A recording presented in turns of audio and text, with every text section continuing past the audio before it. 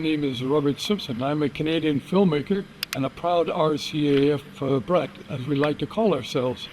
I'm standing here in a small town called Marville, located near Verdun and Metz, not far from the German and the Belgique border. The inspiration of the series on RCAF Brats came from my own experience as a teenager living right here on what used to be the old trailer court, which is now full of trees. I think the high school, which was across the road, had about 72 students, and in the trailer court lived about 100 families. Canadian families are like gypsies moving from place to place across Canada and other foreign countries, making friends and breaking friends. Hello, donc bonjour les amis canadiens. Donc, quelle formidable aventure. Donc, en plus que ce que mon frère vous a raconté, je vous vais raconter plus la suite des événements, parce que depuis 1959, l'année où je suis né, eh bien, il s'est passé pas mal de choses. Donc, moi, ce qui m'a marqué le plus, c'est comme quand on revenait du restaurant de Juvigny-sur-Loison en France, souvent on allait le long de la Basse, on allait voir. Je n'ai jamais été dans la Basse même. Donc, je suis né en 1959. Donc, j'ai 3 ans en moins que mon frère, Philippe.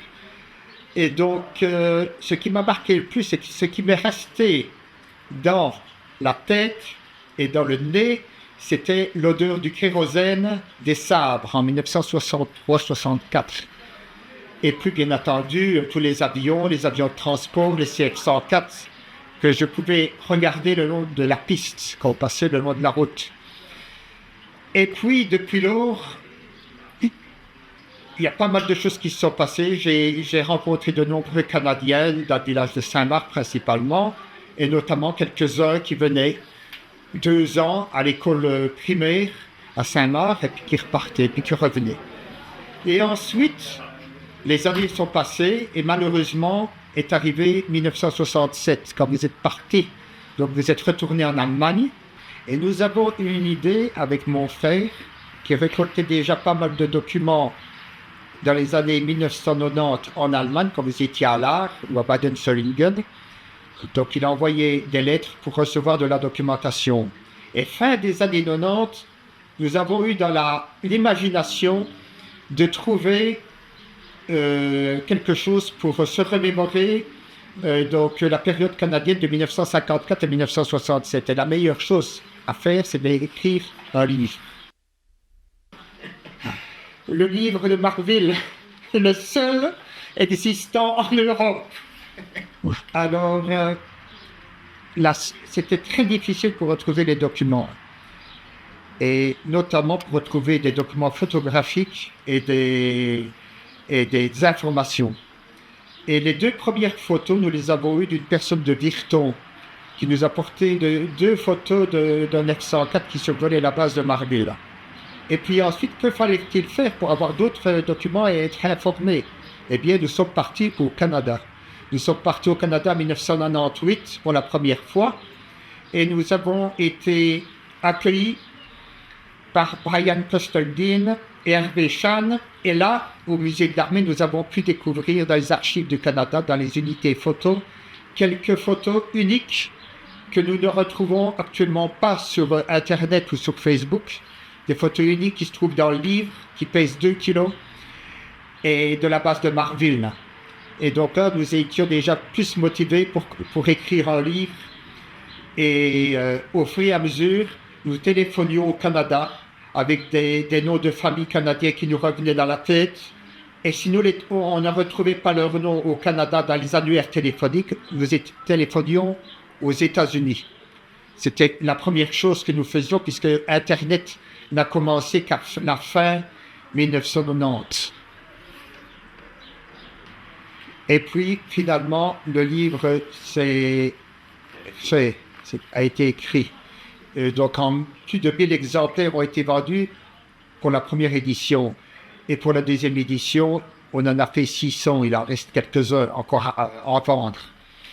Et puis, pourquoi l'aventure a continué? l'aventure a continué parce qu'il y a eu les réseaux sociaux qui se sont améliorés. Il y a eu donc Internet, les réseaux sociaux. Et puis, nous avons imaginé pourquoi pas faire un air show sur la base de Marville. Et nous allions souvent, à ce moment-là, dans le début des années 2000, dans des air shows en France. Et donc, à l'air show de Reims, nous avons rencontré le colonel Pierre-Alain Antoine sur le podium, qui était le colonel, qui était le speaker pour tous les air shows pour la France. Et j'ai imaginé, pourquoi pas lui dire que notre livre était écrit et faire de la publicité pour notre livre, et notamment une idée qui me suit dans la tête. Pourquoi pas faire un air show sur la base de Marville? Ce qui était inconcevable. C'était pas possible pour nous.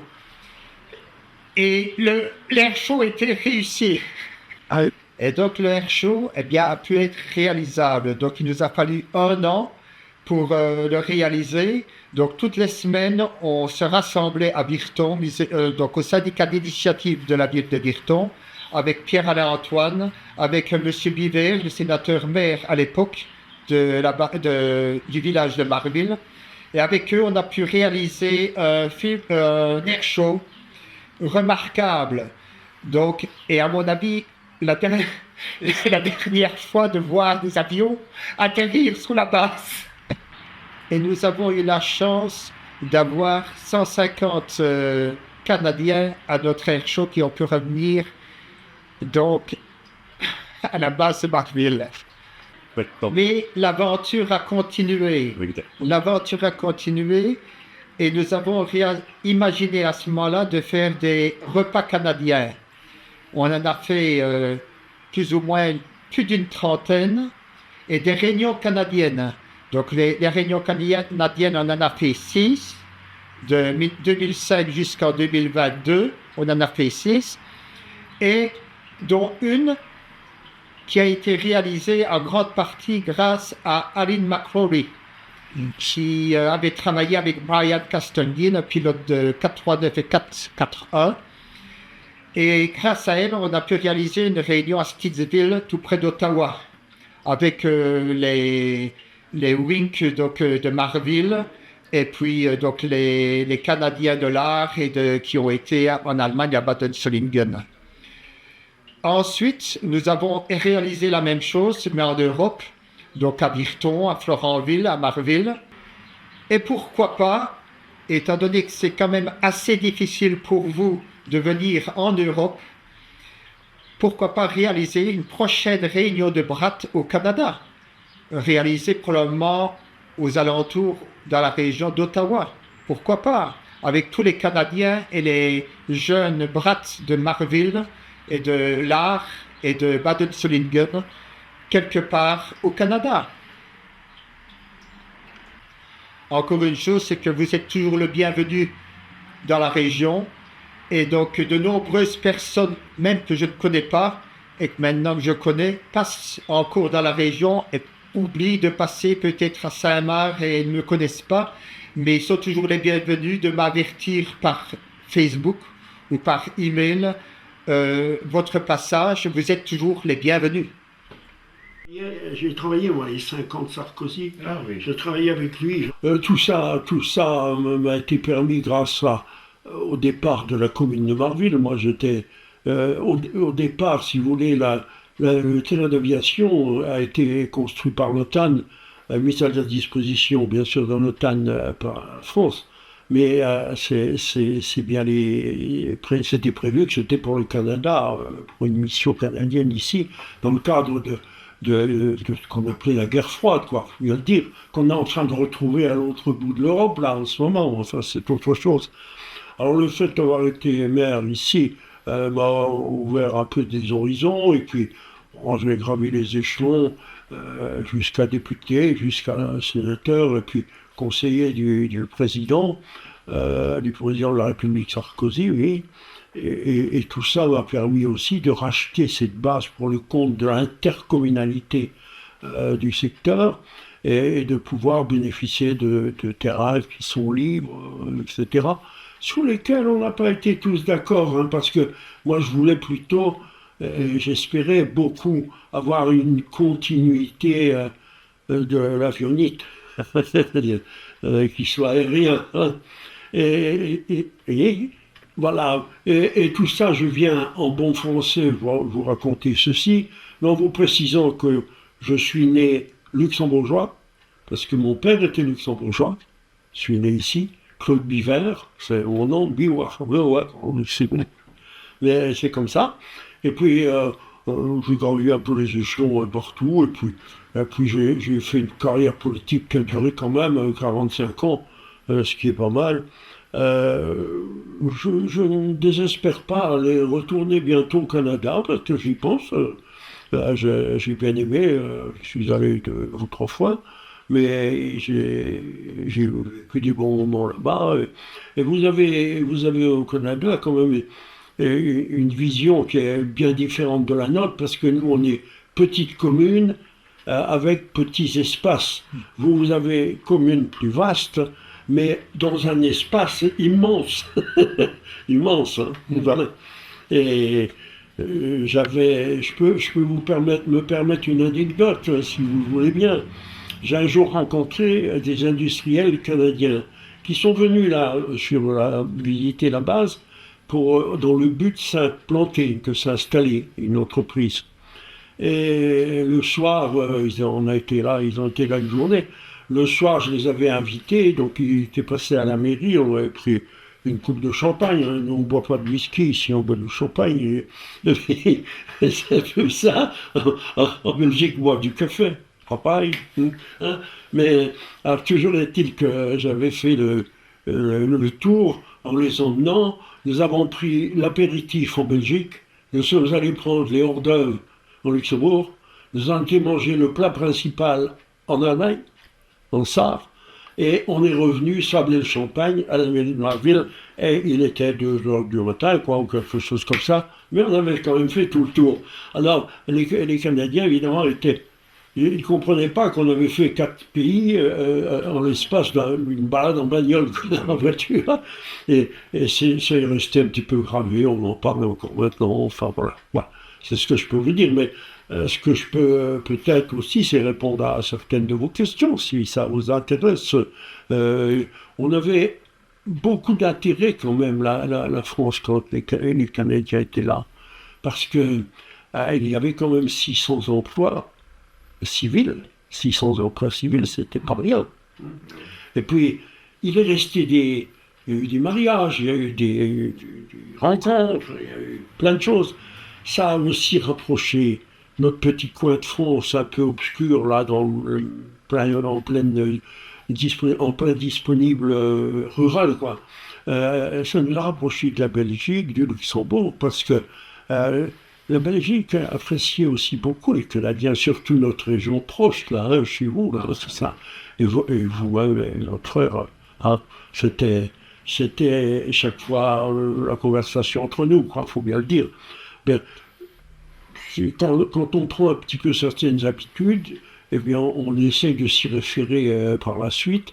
Et c'est vrai que j'ai beaucoup apprécié ce que j'ai vécu. Alors, après, si vous voulez, presque après votre départ, non, j'exagère en disant ça, mais je dis simplement que ça a été occupé, ça a commencé à être occupé par vous, au Canada, vers 1956, début 56. Ça a commencé, premiers avions, on a pu voir, etc. C'était début 56.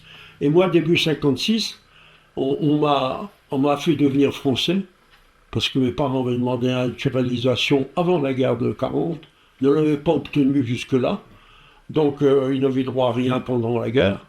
Mais après la guerre, il fallait arriver comme ça en 56, et je me suis trouvé français en 56, et je disais à Sarko l'autre jour, la France, je ne dois rien à la France, et c'est la France qui me doit des choses, parce que j'ai apporté quelque chose à la France avec nos voisins, et nos voisins les plus proches, mais aussi les plus lointains presque, c'est-à-dire le Canada. Et puis j'ai eu beaucoup d'approches aussi avec les États-Unis, il faut dire. Alors, parce que je continue à travailler au ministère du Commerce extérieur. Et donc, quand il y a un problème quelque part, on m'appelle. On dit, il faut aller, il faut partir là-bas. Voilà, je pars.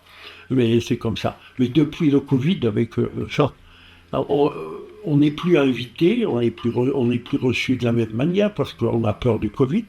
Et on a nous-mêmes, par la spontanéité d'inviter, parce qu'on dit, ça va peut-être pas plaire à nos amis, quoi. Hein. Et le Covid est quelque chose qui nous a perturbé pas mal. Hein. Faut le reconnaître.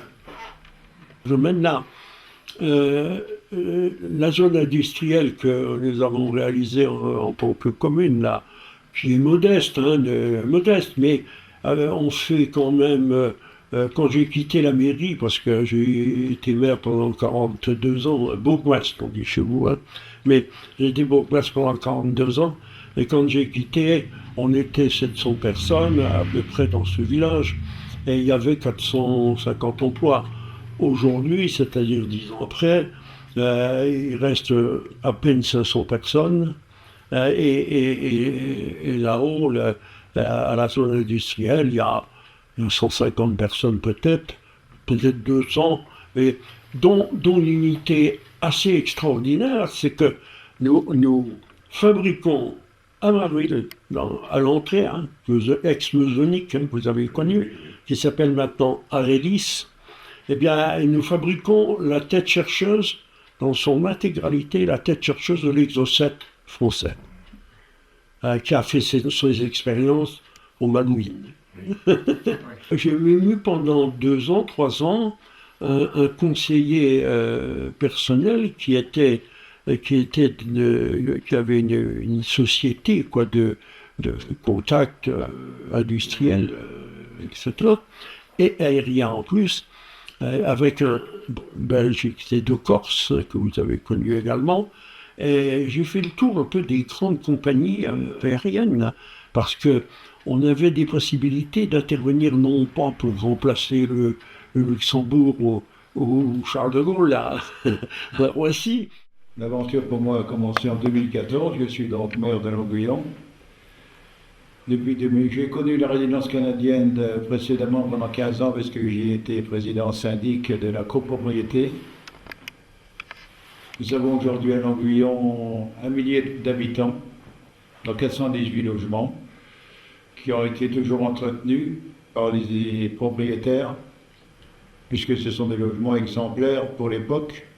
On avait par exemple un détail des salles de bain, la résidence canadienne, qu'on avait nulle part ailleurs à l'époque. Donc l'armée canadienne a entretenu correctement ces bâtiments-là jusqu'au départ de l'OTAN de la France, pour que après tout a été vendu à des particuliers. Donc ce qu'on y fait nous à la résidence canadienne, c'est l'entretien des voiries. Tout ce qui n'est pas espace vert et bâtiments appartient à la ville de Longuyon. Donc on a fait un gros programme d'isolation des bâtiments il y a 3 ou 4 ans. Isolation qui a fait aux habitants une économie de 40% de gaz. Donc par les temps qui courent, c'est pas négligeable.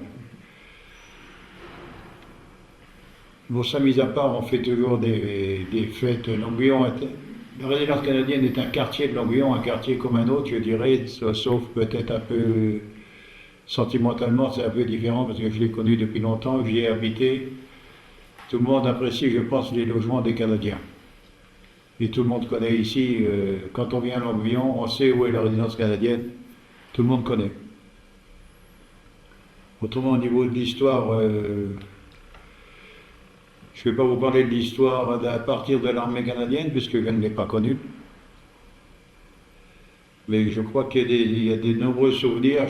Quand je parle avec des anciens qui ont connu, ils ont quand même une certaine nostalgie de l'époque. C'était la grande époque d'après-guerre, ce qu'on appelle les 30 glorieuses. Et aujourd'hui, on n'est plus trop dans la gloire, mais on se bat quand même pour avancer et puis continuer à entretenir tout ce qu'on a en ville. Aujourd'hui, on a une recrudescence d'habitants, je pense, grâce à nos voisins frontaliers de Belgique et du Luxembourg, qui offrent des emplois. Les terrains et les logements sont tellement chers au Luxembourg aujourd'hui que maintenant on a des Luxembourgeois qui viennent investir jusqu'à Longuevillon. Et après ça va continuer, je pense. Donc la population qu'on a perdue, voici 20 ans avec l'arrêt de la sidérurgie, on est en train de la regagner petit à petit grâce à nos voisins. Donc je crois que c'est une courbe qui va continuer, qui va s'accentuer même. Est-ce qu'il y a encore beaucoup de familles canadiennes qui viennent ici à Longuevillon, qui passent dans ma région? Mais plusieurs fois dans l'année, on a j'ai rencontré l'an dernier des gens que je ne connais pas, mais qui sont venus, qui ont habité à la résidence canadienne. Quand ils passent en France, ils viennent à Longuevillon.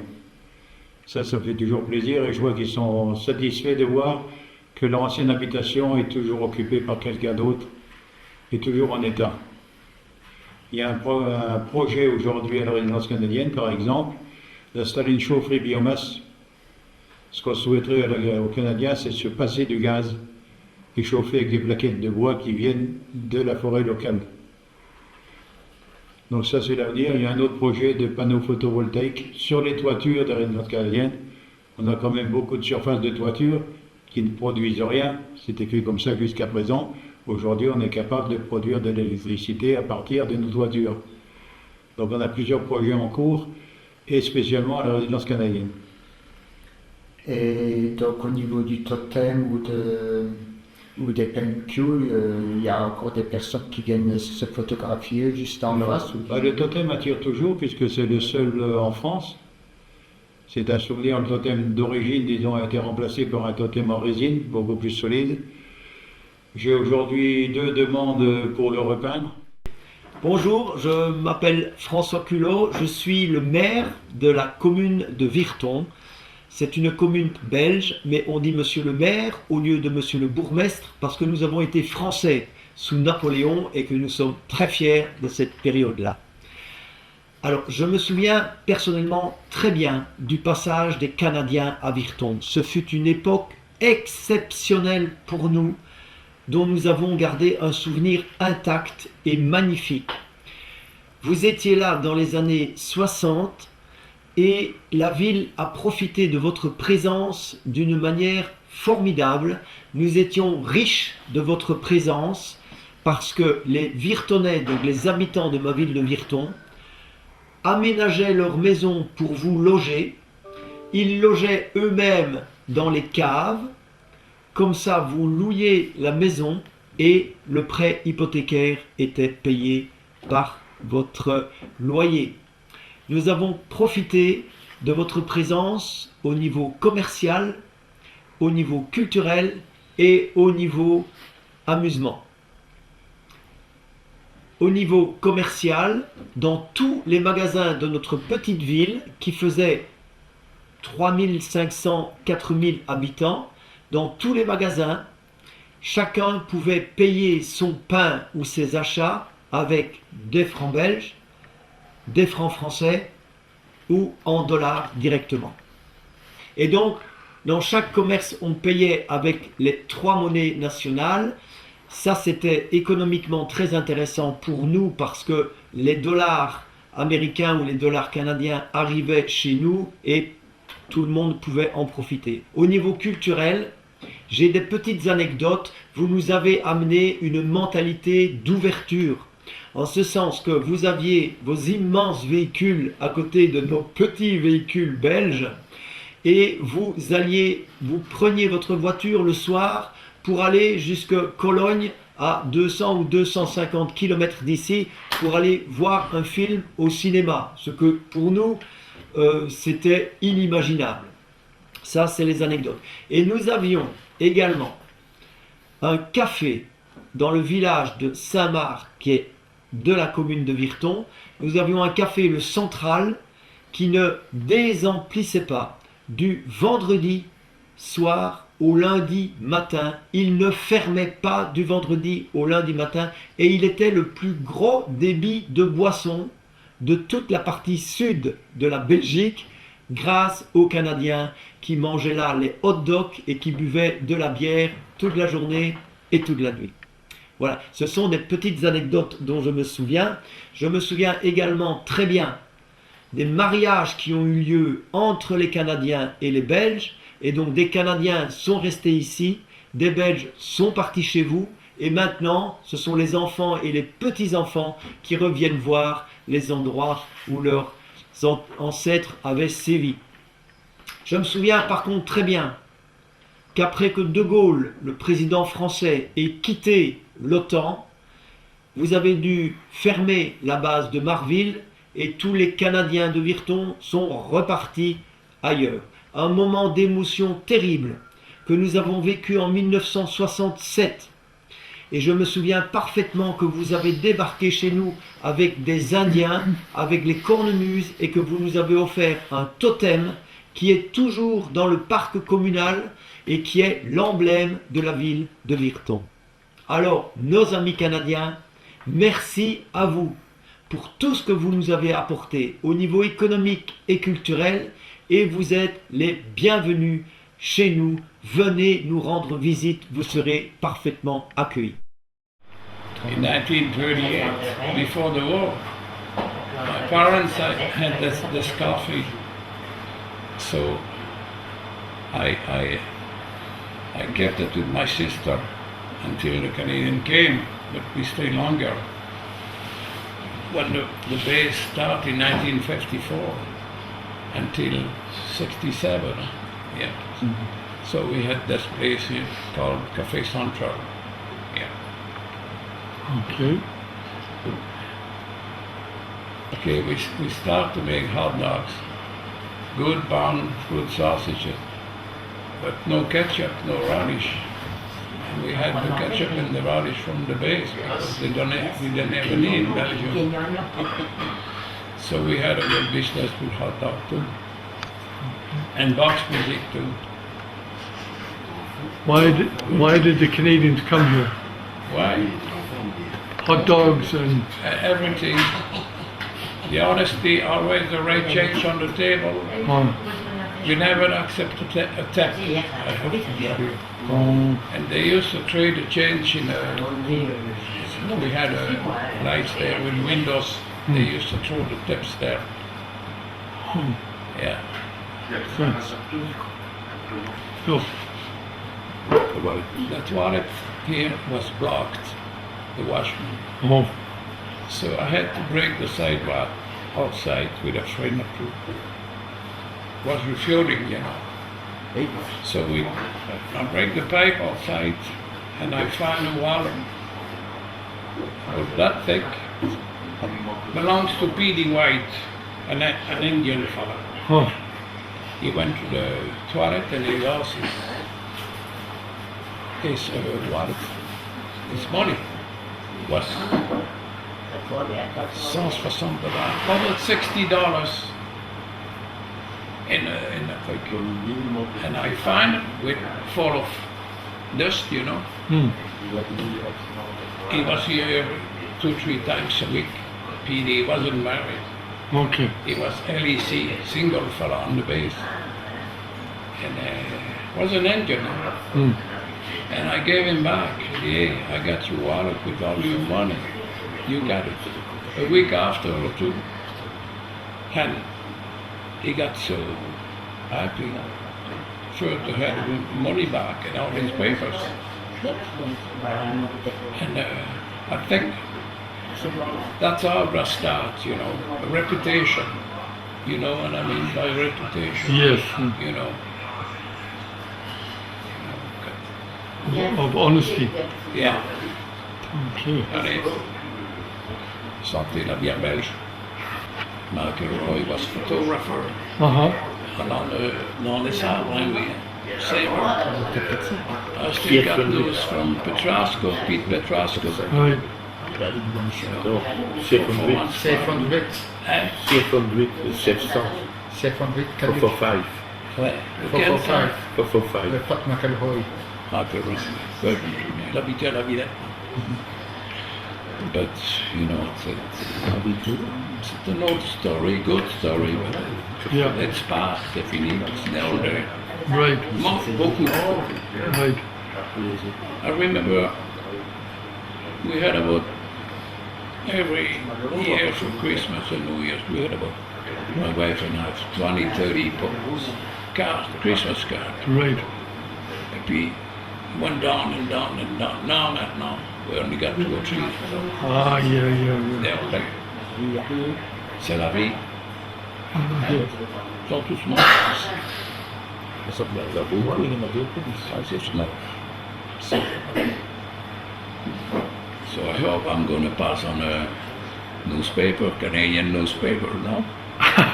We'll do better than that. Better than that. Yeah. In a cafe. You met your wife in the cafe? Yeah, here. She's French, No, she's Canadian, Scotch. Scotch, huh? Scottish. Scottish, yeah. But she's Anglophone, I should say. Okay. But I spoke English at the time, and I told her I'm going to see you in Canada. Huh. And I went in September 1963. I went to Canada, and I married her. I came back alone, and she followed me 2 months later. And she's still with me. Say this, yeah. Voilà, c'est la vie. That's We good. live there, here on top of the hill there. Yeah. Is your wife still around? Yeah, but she had an operation. Oh, the knee She operation. just got out yesterday. That's right, yeah. Knee. I hope she's okay. Yeah, she's feeling good. Voilà. Okay. Voilà. It's a regret. C'est un regret, but a good regret. Yeah. You know, after 4 years they were leaving. They stayed there 4 years. But I had so many friends, good friends, in London. Oh yeah. But it's too far. I went there a few times in Canada. Yeah. I'm traveling a bit, but I went to see some guys that I knew from here. Yeah. They were so happy. Me too. Voilà. Je suis Cécile Zinkevich, j'habite Marville en France. J'ai toujours été sensibilisée par tous les petits-enfants qui reposent au cimetière de Marville et qui sont donc les enfants des militaires de la Royal Air Force canadienne. En plus, ces enfants ont mon âge, ils sont de ma génération. Donc j'ai toujours eu un petit œil sur l'entretien de leurs tombes, pour fleurir leurs tombes, pour restaurer aussi leurs tombes. Et j'ai écrit l'histoire d'un petit enfant, Kenneth, un enfant canadien aux ailes de vent, qui a reposé au cimetière pendant plusieurs décennies. Et sa sœur est venue le rechercher en 2018. Et puis, donc, on a procédé à l'exhumation. Et ce petit garçon, maintenant, repose dans le mur des vétérans au Canada, auprès de ses parents qui sont des héros de la Royal Air Force canadienne. Donc voilà. Et en plus, il y a en 2003, on m'a remis un certificat d'appréciation du ministère de la Défense canadienne par rapport à la restauration et puis à la protection des petites tombes des enfants qui reposent au cimetière. Donc c'est vrai que je suis fière de ce certificat. Il est bien évident que je faisais ça avec mon cœur et pas pour avoir un certificat, mais maintenant que je l'ai, j'y tiens. En 2023, t'as 2003. Non, c'était en 2003. Ah, c'était en 2003, je Oui, ça fait déjà 20 ans que j'ai ça. Oui, alors ce certificat, évidemment, m'avait très touchée. Je ne faisais pas, bien sûr, ça pour avoir une reconnaissance, mais je le faisais vraiment avec mon cœur. Et jusque toujours, d'ailleurs, je veillerai aux tombes des petits-enfants qui sont au cimetière de Marville. Voilà, donc c'est le ministère de la Défense du Canada qui me l'avait remis en 2003. Alors j'ai eu aussi beaucoup de chance. En 2005, nous avons organisé avec la commune de Marville, la Codecom du pays de Montmédy, un grand meeting pour fêter le 50e anniversaire de la Royal Air Force canadienne à Marville. Donc là, ça a été un événement fabuleux donc, au niveau du territoire qui a permis de tisser des liens autant avec des Canadiens qu'avec des Belges et puis avec... ça nous a permis de tisser un réseau d'amitié franco-canadien, belge, qu'on ne pourra jamais oublier. Présence canadienne. J'entendais les avions et puis le mur du son. On nous disait toujours que c'était l'armée canadienne, mais bon, sans plus. She had bang, supersonic bang. She was a little Oui, girl in a j'étais village pas in encore, the j'étais area. dans un petit village à côté. Oh, ok. Et enfant, on était avait bien des fascinés. avions. Voilà, on était fascinés. Oui. Ouais. Oui. Oui, oui. Et il est vrai que même pendant longtemps, je me disais toujours un jour je serai pilote d'avion, puis après j'ai changé d'avis. hein. Can she hold up? Oui. Can you show me? Oui. Yeah. Est-ce que voilà. Il va faire un gros plan sur le. Closer. Ah oui, d'accord. Oui, puis après je vais terminer sur l'auberge. Oui, oui.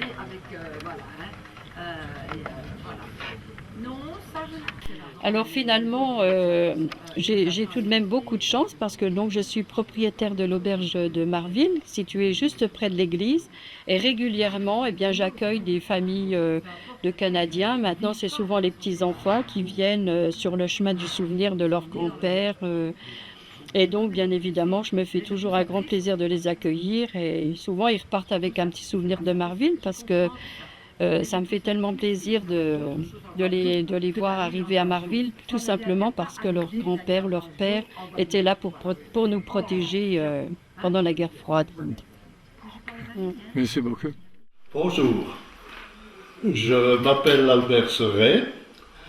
J'habite ici dans un petit village près de Virton qui s'appelle Mex-devant-Virton. Et je parle à la mémoire de tous nos amis canadiens qui sont arrivés dans notre région en 1954 et j'avais l'âge de 10 ans. Bien regardé la famille.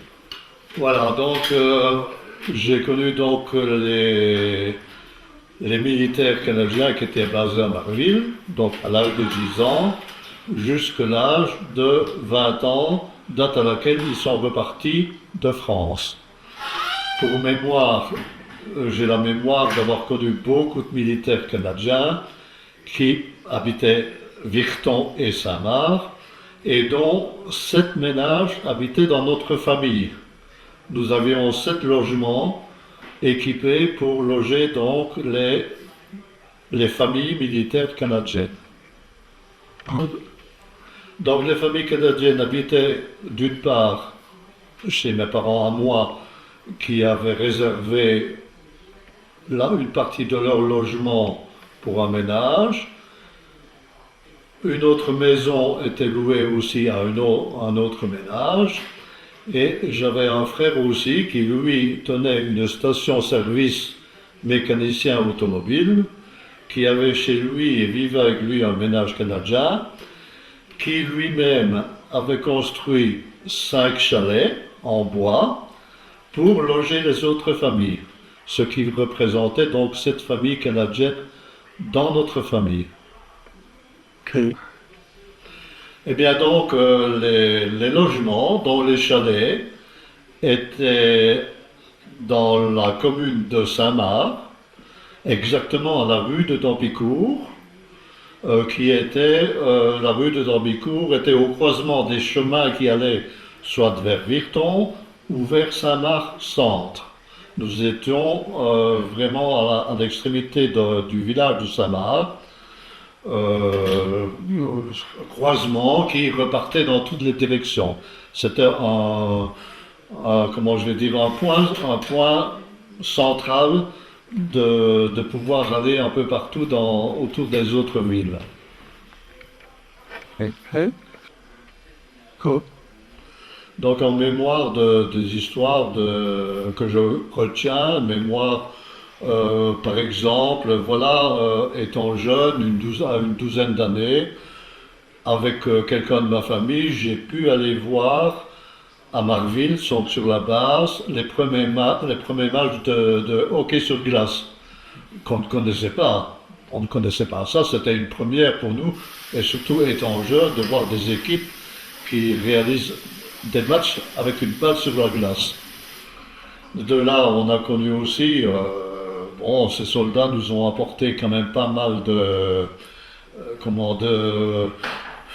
de bien-être. Hein. Je veux dire par là que nos familles ont profité de leur arrivée pour aménager des logements, mettre des salles de bain qui n'existaient pas, des aménagements beaucoup plus luxueux pour d'abord équiper ces militaires qui, après, nous ont donné une plus-value quand même dans notre vie pour le futur. Je me souviens aussi que ces Canadiens nous apportaient des vêtements, du matériel électroménager. On a connu les premières bouteilles de whisky et d'alcool qui venaient de là-bas, s'acheter dans leur magasin hors taxe qu'ils avaient sur la base de Marville, et dont ils nous faisaient profiter de leurs achats pour de la nourriture, de l'électroménager et tout un tas de produits que nous ne connaissions pas. Good. Voilà donc l'histoire de ces petits chalets. Ces petits chalets ont une histoire, c'est-à-dire que dans la rue s'est passé des gros travaux d'infrastructure routière. Et de là ont été expropriés et ont été démolis des bâtiments dont les chalets. Et par ma connaissance vis-à-vis d'une entreprise qui faisait les travaux, qui ne savait pas quoi faire finalement de ces petits chalets, j'ai eu la chance de connaître le chef de chantier qui m'a permis de démonter un chalet il me donnait un laps de temps pendant les vacances de l'entreprise, qui me donnait la possibilité de démonter ce petit chalet que quelques années après, j'ai remonté ici à Mex-de-Virton, sur ma propriété, ce même petit chalet. Donc l'histoire se révèle encore et se représente et on a en mémoire, on peut dire que ce petit chalet a servi pour loger les militaires canadiens. Voilà, et je vais dire pour terminer que nous regrettons vivement que l'armée est partie de Marville, ce qui nous a créé quand même un manque financier, un manque d'emploi, parce qu'il y avait plus ou moins 400 personnes qui travaillaient là-bas, hein, dont de mes voisins, ils travaillaient à titre privé, je vais dire, hein, civil. Tout ça a été perdu, nous le regrettons vivement.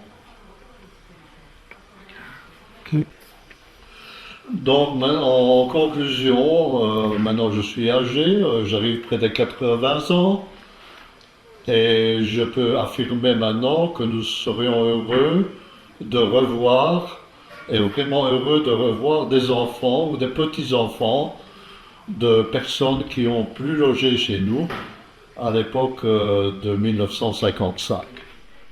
Donc, bonjour Hugues, donc voilà, tu viens pour l'interview et donc tu habites à Saint-Léger, en Belgique, et tu nous parles un petit peu de tous tes souvenirs et tout ce que tu as fait pour les Canadiens de Marville. Ah, oui.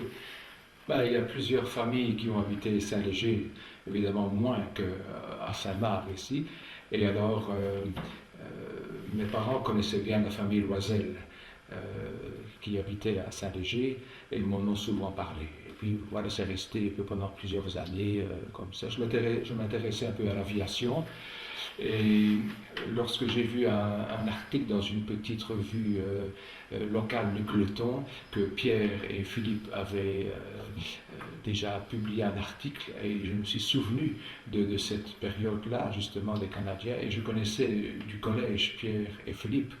Donc on ne s'était plus vus depuis de nombreuses années et c'était l'occasion de reprendre contact avec eux. Et alors là, ils m'ont déjà montré un peu l'état d'avancement de leurs recherches et j'étais très enthousiaste de me joindre à eux pour collecter des documents. Et j'avais eu l'occasion déjà d'avoir été au Canada en 96 avec une chorale de Florentville.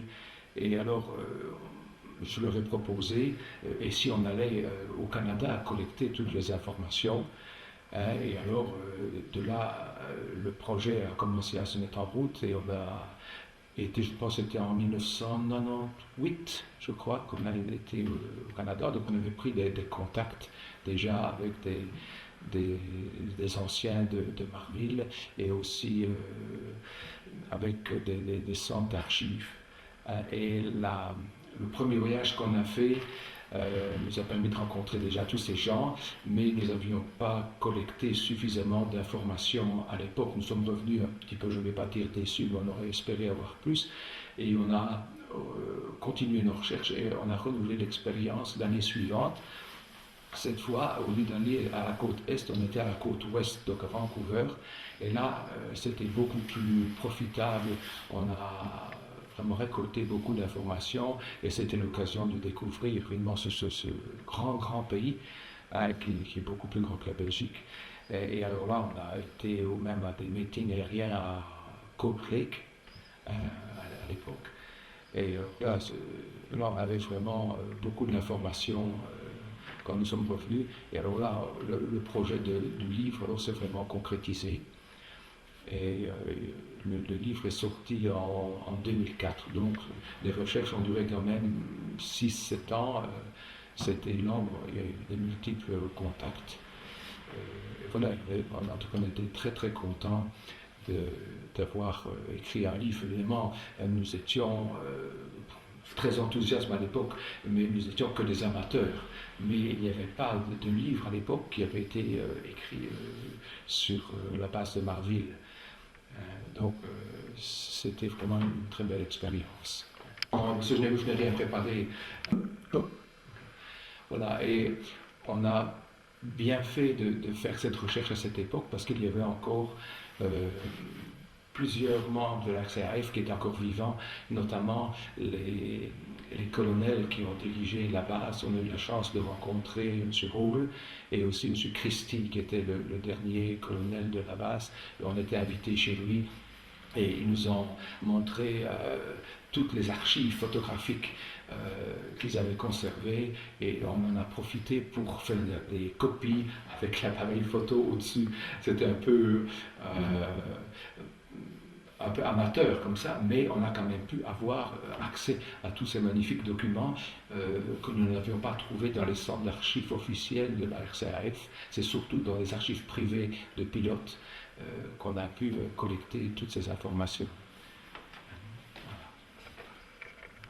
Oui, voilà, la majorité l'entièreté des familles ont séjourné soit en France, dans des PMQ à Lyon, donc c'était vraiment des blocs d'appartements réservés à la RCAF, et une autre moitié ont vécu en Belgique, dans toutes les communes limitrophes près de la frontière. Et la commune qui a accueilli le plus de Canadiens, c'était Virton-Saint-Marc. Mais il y a aussi Florenville, qui était aussi une ville. Donc c'était déjà des villes qui pouvaient offrir un minimum de confort auquel étaient habitués les Canadiens. Alors il y avait d'autres villages évidemment qui ont accueilli un petit peu moins. Et j'ai eu l'occasion de récolter dans les communes un peu tous les chiffres. Donc on peut estimer que, si je me souviens bien, à l'époque, qu'il y a eu plus ou moins entre 8 et 10 000 Canadiens qui ont donc séparé une moitié en France, dans les PMQ, et l'autre moitié qui ont vécu en Belgique, donc sur toute la durée de vie, donc d'une douzaine d'années, de 54-55 à 1967, lorsqu'ils sont repartis. Beaucoup de personnes ont été invitées par l'intermédiaire d'une connaissance de membres de l'RCAF sur la base de Marville pour visiter les installations. Et une des activités qui a le plus marqué les gens de la région, c'était les matchs de hockey. Parce que le hockey, c'était inconnu dans la région. Ici, les seules activités sportives qu'il y avait, c'était le football, un peu le basket. Mais là, c'était vraiment quelque chose d'exceptionnel d'aller voir des matchs de hockey à la patinoire de Marville. C'était une petite ville, il y avait toutes des infrastructures sportives que même dans la région qui n'existaient pas. Il y avait une piscine. Ici à Virton, c'est seulement, je pense, en 1967, je crois que la piscine a été construite. Mais là, elle existait déjà. Et les écoles, notamment le collège où on était, allaient suivre les cours de natation à la piscine de Marville. Voilà, beaucoup d'années maintenant se sont passées depuis la rédaction du livre, donc plus de 20 ans, mais c'est toujours un plaisir revoir des Canadiens qui viennent de la région un peu comme en pèlerinage pour revisiter un peu les lieux où leurs parents ou les connaissances ont travaillé sur la base. Évidemment, l'état de là-bas ça a beaucoup changé parce que c'était privatisé, il y a eu des firmes, des compagnies qui se sont installées et je crois que maintenant même les pistes sont occupées par d'immenses superficies de panneaux solaires. Donc ça a changé, mais enfin, comme ça vous pouvez un peu retrouver un peu de l'atmosphère, un peu de la région. Well, my name is Fabrice Loubet, and I'm an air enthusiast. And I was a little aircraft pilot learner, and I discovered from air bases from above. Okay. And I just started getting interested in that history and finding nothing or almost nothing. Back in the early 2000 year, I was interested in getting more specific art stories. Okay, and how did you meet Pierre Barr and Philip Barr? At the beginning of my research, Pierre and Philippe released their book about specifically focused on Marville history, and it was one huge work, and it helped me a lot to discover the context, the historical background of the Cold War, which most escaped me. I see. And is this just a hobby for you, or do you have a practical purpose? Totally hobby. As I told you, I am an air enthusiast, and I'm especially fond of military jets because they are faster than craft. And I found it this specific part of time interesting. Okay. Do you follow up with any education at the schools, or do you see yourself doing that kind of thing, like talking to other people in this area about Marville or France? Actually, I studied photography, cinema, also, and but my main interest was to write a book. Okay. And I was lucky enough to win a grant to travel to the USA, to Canada, to meet veterans. That was a great part of my life. I was 22, 23 years old, and it was such an experience for me at that time. Right. You got a grant. That's wonderful, because I've never got one. I know they're hard to get. So you got a grant, and you interviewed American and Canadian pilots? Both American and Canadians, because my subject was focused on the Lorraine area of France, where both US Air Force and RCAF worked together and had the air bases all together. Okay, so now you talked about producing a book. Have you finished the book? Actually, last year I finished my fourth about the subject. Really? And one last should be issued next year, hopefully. Okay. And the book is in French or French and English? The current book, it's a series of 4 books. Text, main text is in French, but photo captions are both French and English. Okay. And it covers also Canadian prison story. These books have been published. Okay. Would it be possible to get copies? Yeah. Well, thank you very much. Yeah, because unfortunately in Canada, the Canadian military, particularly the RCF, has no information, up-to-date information, or any information actually on film or in photos. And I'm actually the first person to start doing that. And the Ottawa Aviation and Space Museum has taken an interest, and they started collecting material for myself and other people. So I'll be very happy to introduce your books, the Pierre book on Phillips, to the museum. Sure, I was lucky enough to visit the War Museum in Ottawa in the early 2000s, and I was surprised to see a corner called we created an old living room with photos of Air Division, Bourg-en-Quin, Marville. Oh, okay. It was astonishing for me. Well, how long ago was that? 2 or 3 years ago? Or? No, it was about 2008 or Oh, okay. 2009. I think I come over here the first time in 2008. So, yeah, well, I'm glad they have a few, and now they're going to have a lot more because the call is for a lot more family information about what the family were doing. For example, I was living across from the base here in a very small trailer for 3.5 years, and very humble situation, but very good memories. So to wrap things up, where do you see yourself going from here with the Marvel stores? Well, I always have an idea back in the back of my head, not knowing exactly. I was trying a couple of years back ago to make my own film also, but unfortunately it didn't work. But they remain interested in maybe as I studied Bourg-en-Quin, 2 wing, Marville 1 wing. Maybe focus back on 3 and 4 wing. Decided to Zweibrücken. now Zweibrücken. Yeah. As living near Metz, also the headquarters. No, very Chateau de Metz. terrific. Well, thank you very much for meeting us today, and appreciate you coming by, and I do hope we see you in town to Sinja. I think that's my best visit. Well, thank you. Airbase, an aerial view of the airbase seen from the west, and actually currently here, and from a parking. That these are solar panels which have been installed over the last years, as many of former NATO air bases in France. Marville is getting turned into a solar factory plant. Right, that's a fact.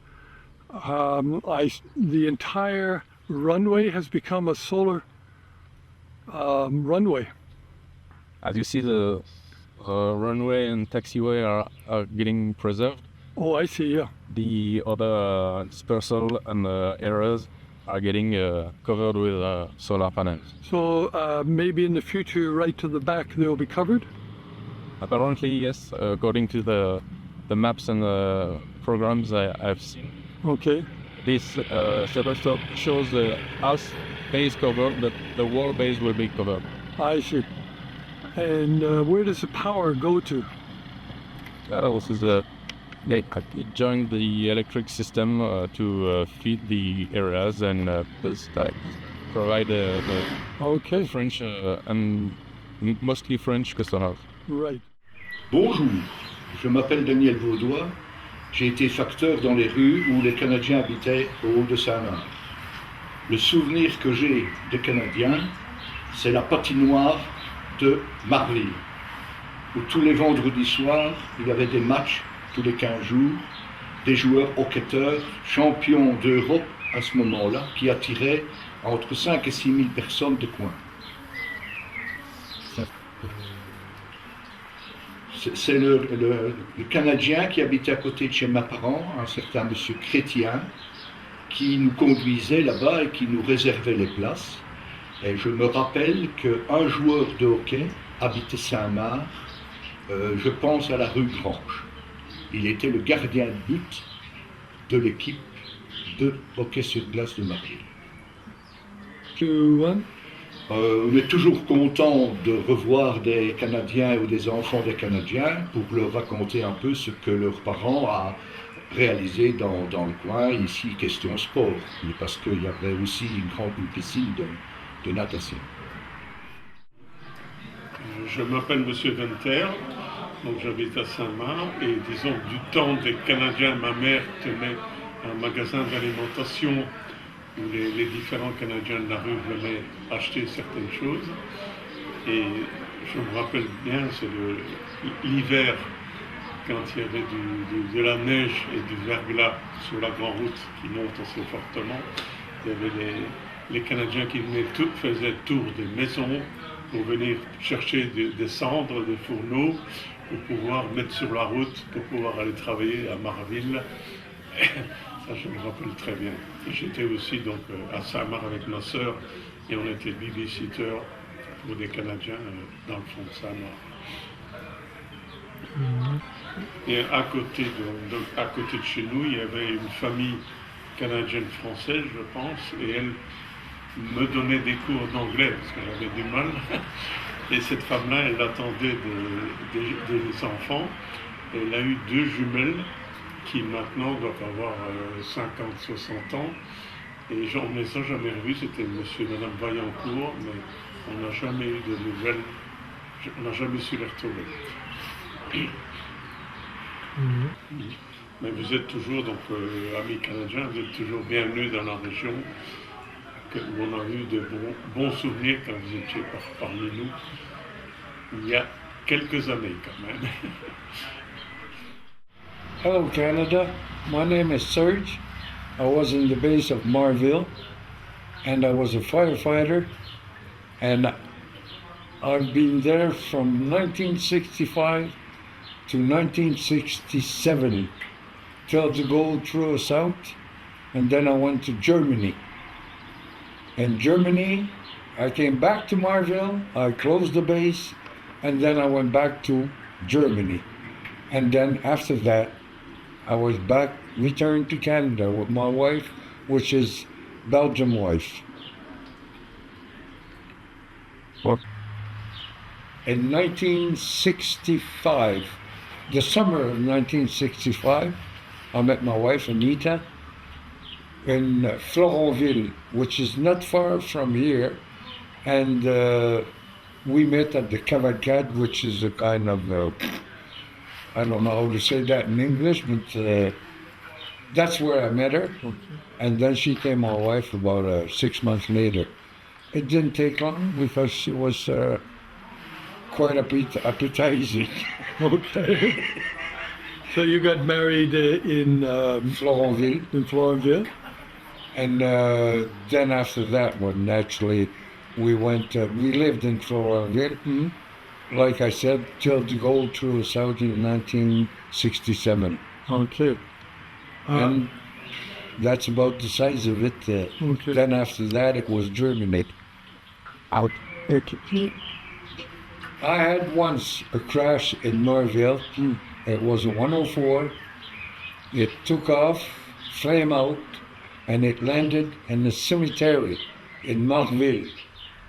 Then we had lots of work to do because we had to rebuild the whole cemetery completely. And it took about a year and a half.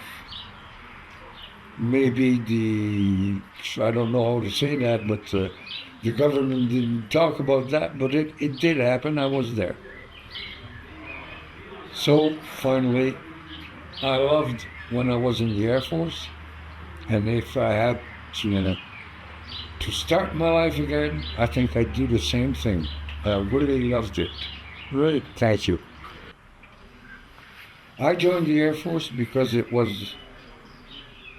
I think it was really good to serve the country, for which, secondly, you learn something. Thirdly, you can travel, and the proof is that I went from Canada, which I was in Trenton, in Ontario, and I came to Europe. Once I was in Europe, then I started visiting all over the place. Luxembourg, Belgium, Holland, Germany, and things like that. I really, really enjoyed it. And if somebody wants to travel, he can join the Air Force.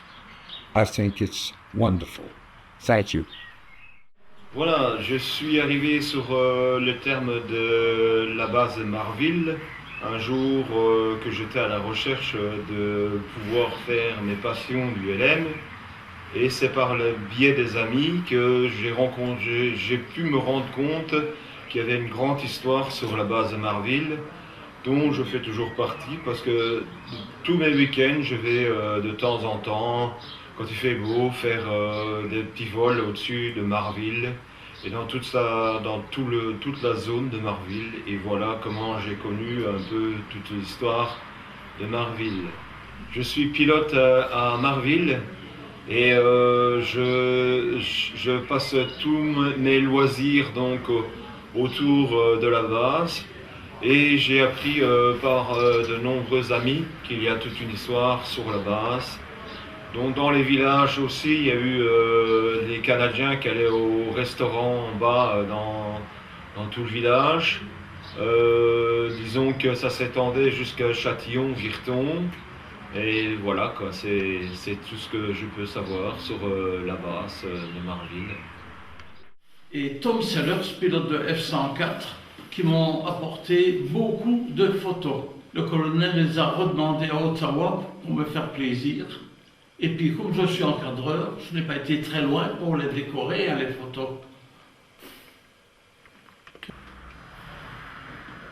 Donc, les Canadiens ne connaissaient pas tout à fait ce métier ici. C'était du standard. Ils ne voyaient pas, ils ne comprenaient pas que je faisais du sur-mesure. Et alors, ils étaient très contents. Ils apportaient surtout des peintures. Paris, ah oui, quand ils revenaient de Paris, ils déchargeaient de la voiture, hein, attention. Hein. Mais les caricatures de Meunier qui venaient à la base, tous les 2 ans, je crois. Et oui, vous voyez, là, la dame, elle peignait très très bien, très bien. Donc il voulait chercher aussi les produits pour peinture. Il faisait de la peinture. Et la plupart étaient très gentils, les Canadiens. J'étais connu sous le nom de gendarmerie. Ils ne savaient pas dire Jean-Marie.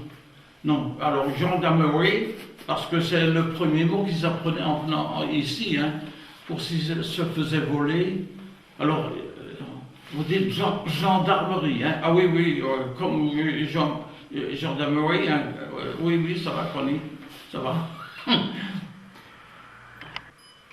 Alors, je me rappelle encore très bien des festivités sur l'avenue Bouvier, même les cornemuseurs. J'aimais beaucoup de voir cette troupe. Ils venaient souvent pour des fancifères, toutes sortes de fêtes. Si bien que j'étais tellement épris de cornemuse que je ne rate jamais le tatou d'Édimbourg. Hein? Alors, beaucoup aimeraient revoir des souvenirs. Ceci, ça leur rappelle quand même du bon temps, à revoir un peu ce qui se passait ici. Tu veux dire que tu as reconstitué? Je conservais tout ce qui venait de Marville, des Canadiens, et alors il m'est venu à l'idée de faire deux maquettes, l'état-major et la tour de contrôle. Et c'était beaucoup de travail, je ne saurais plus le faire aujourd'hui ainsi. Alors, à force de garder tous les documents, eh bien, voilà, tout est étalé ici et dans une autre pièce. Alors là, on n'y rentre pas tellement il y a des souvenirs, tellement, oui. Et je suis toujours content, je pense tous les jours à mes amis canadiens, tous les jours. Et tout spécialement au colonel Christie, qui est devenu général, et Tom Sellers, qui est décédé, je crois, très gentil, pilote de F-104. Oui, et voilà une bonne part de souvenirs. Ils avaient ces voitures-là, les voitures, oui, tout ça. Et ça rappelle de très très bons souvenirs,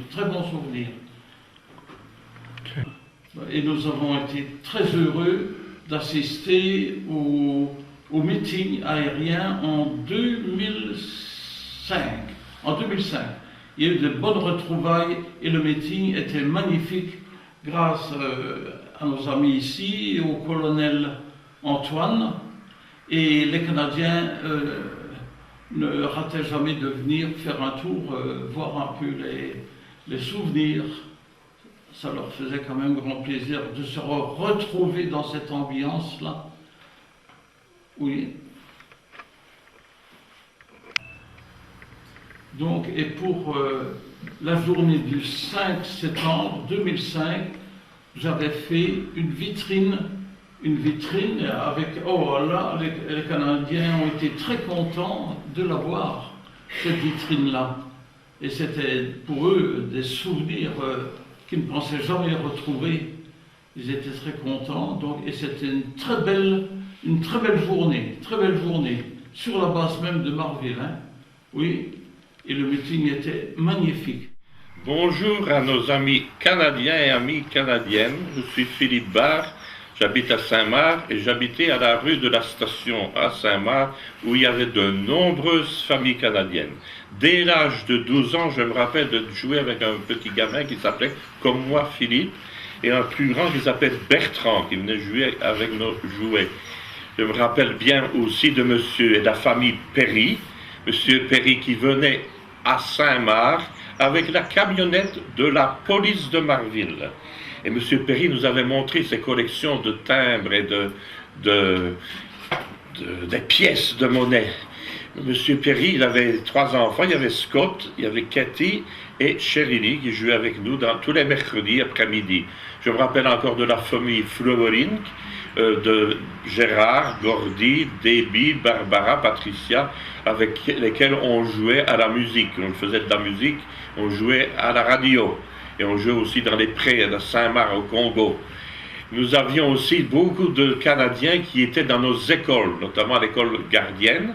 Je me rappelle de Canadiens qui s'appelaient Larry, Donald, Bobby, et on était très bien ensemble. On jouait toutes les vacances avec la famille canadienne.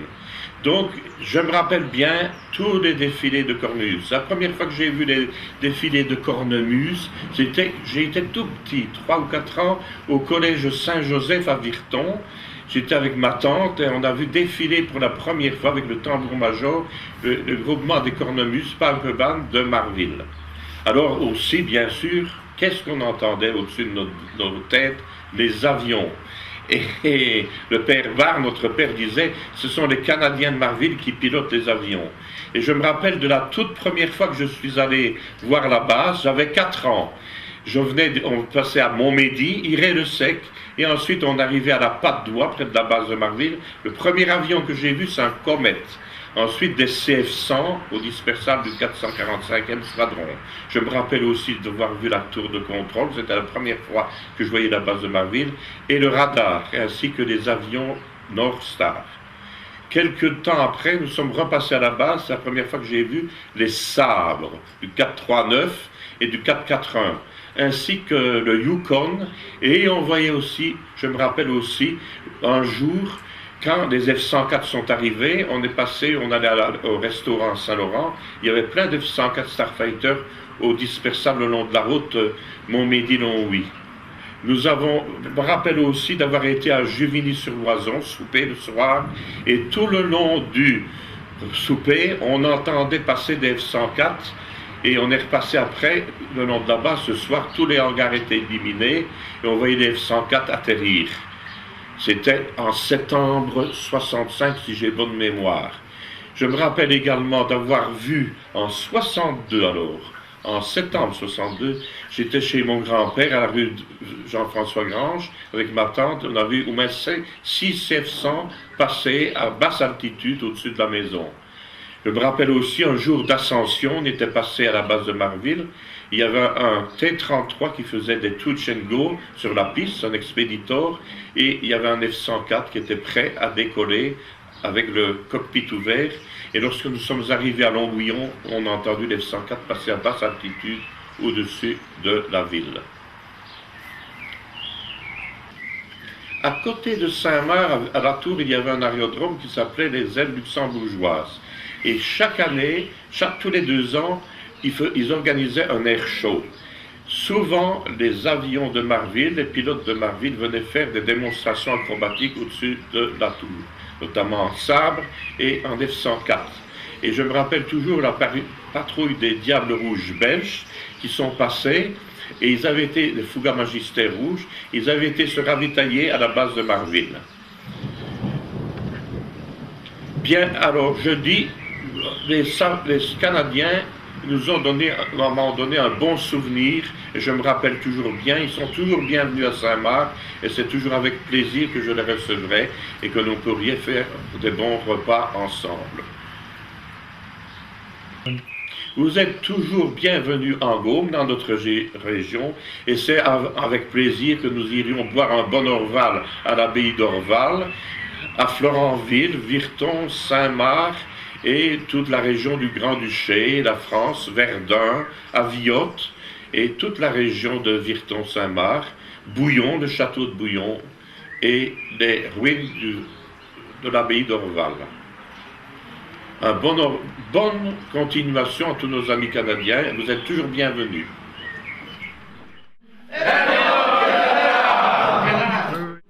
Thank you, everybody. I hope you enjoyed watching this piece of RCAF Cold War family history. And if so, please enjoy the following interviews conducted with surviving Canadian brats. And lest we forget, a big thank you to our hosts, Philip and his brother Pierre Barre, who have been the guardians of One Wing history here in France. Thank you.